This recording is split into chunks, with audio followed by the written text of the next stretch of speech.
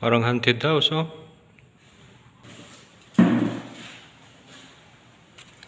Ito para sa ating unang hakbang ay gumamit tayo ng scratch na styroboard. Ayan, hiwain lang natin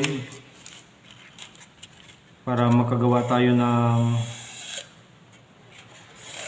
halaman.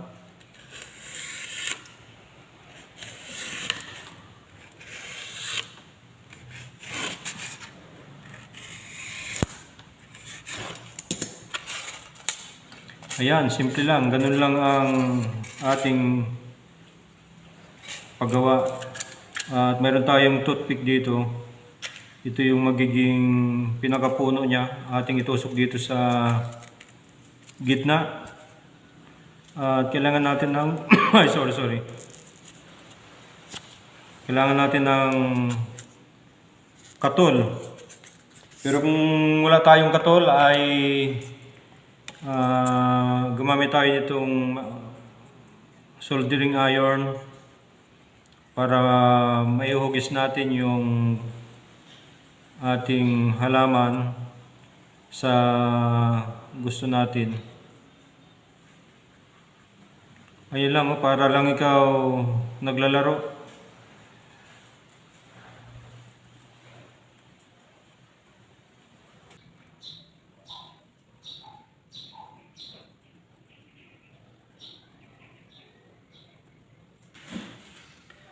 At ito na yung ating halaman ngayon.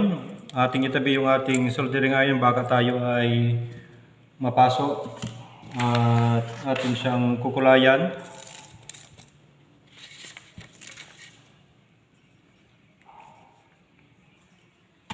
At bago natin kulayan ay i-prepare natin itong fake moss. Pero kung wala ay sawdust na nilagyan natin ng kulay. Sawdust o kaya yung fake moss. Ngayon natin siyang kukulayan ng kulay green. Tingnan natin ang magiging resulta nito.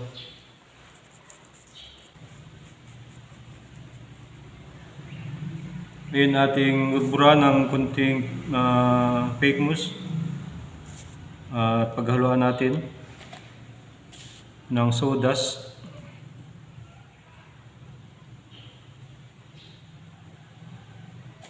Ganun lang, oh.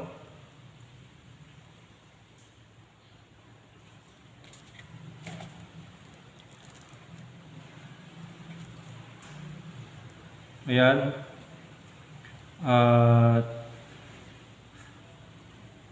puputulin natin mamaya dito bago natin nilagay sa ating paso. Ito yung mga paso na ginawa natin galing sa pentel pin.